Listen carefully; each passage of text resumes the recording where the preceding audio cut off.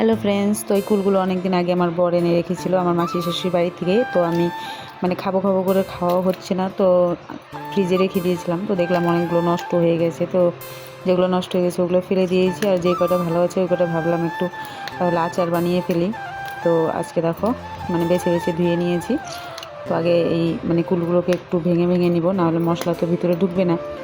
তো আমার মা যেভাবে বানায় আমার কিন্তু খেতে ভীষণ ভালো লাগে, আমি ওইভাবেই বানাবো। তো ভিডিওটা দেখতে থাকো, আর তোমরাও কীভাবে বানাও তাহলে কমেন্টে জানাবে, নেক্সট টাইম ওইভাবে ট্রাই করব। তো আজকে আমি কীভাবে বানাই সেটা দেখো। তো প্রথমে কুলগুলো আগে সবগুলো ভেঙে নিই। তো দেখো সবগুলো কুল আমি একদম ফাটিয়ে নিয়েছি। এখন আমি কড়াইটা বসিয়ে দেব। তো কড়াইটা বসিয়ে দিয়েছি এবং আগুন ধরে দিয়েছি। তখন আমি তেল দিয়ে দেবো, এখানে সর্ষের তেল দিয়ে দেবো, তোমরা চাইলে সাদা তেলও ইউজ করতে পারো। তো যেহেতু আমার কুল অল্প, তাই তেলটা কিন্তু আমি সামান্য পরিমাণে দেব।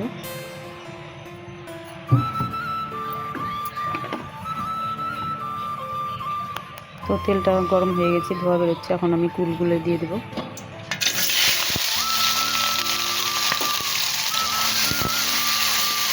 আস্তে একটু কমিয়ে দিই, নাহলে যেহেতু ননস্টিকের কড়াই তাড়াতাড়ি নিচে দাগ লেগে যায় আর কি।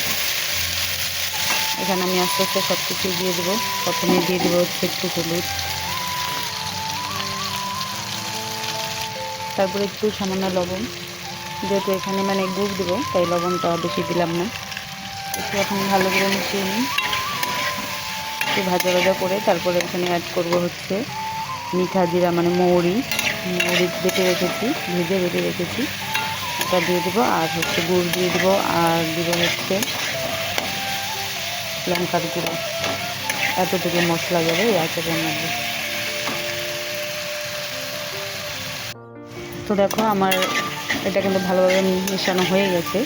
এখন এখানে আমি দিয়ে দেবো হচ্ছে গুড়, তোমরা চাইলে চিনিও দিতে পারো। তো আমার এই আচারটা কিন্তু গুড় দিয়ে খেতেই বেশি ভালোবাসে, তো একটু বেশি করেই দিব, কারণ মিষ্টি না হলে তো টক টক ভালো লাগবে না। আর কুলটা যেহেতু বেশি পাকা ছিল না, কাঁচা কাঁচা ছিল, সেই কারণে একটু বেশি করে দিচ্ছি।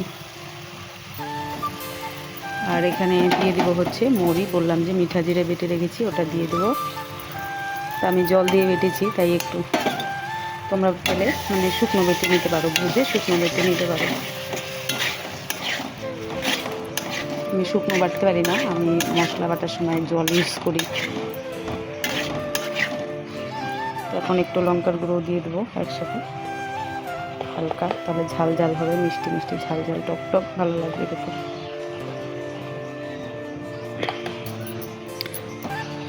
বাস এতটুকুই ছিল মশলা, সব কিছু দেওয়া হয়ে গেছে, এখন শুধু নাড়তে থাকবো।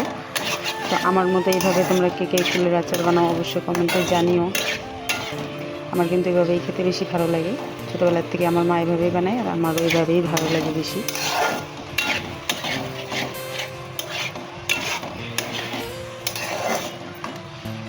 তো দেখো যেহেতু কাঁচা কুল, সেই সেই কারণে কিন্তু একদম এই যে এরকম হয়ে গেছে। শুকনো কুল হলে তাহলে ঝরঝরা হতে ভালো লাগতো দেখতে, তাই না? তো এখন কিন্তু পুরো নাড়তে থাকবো, না হলে নিচে লেগে যাবে।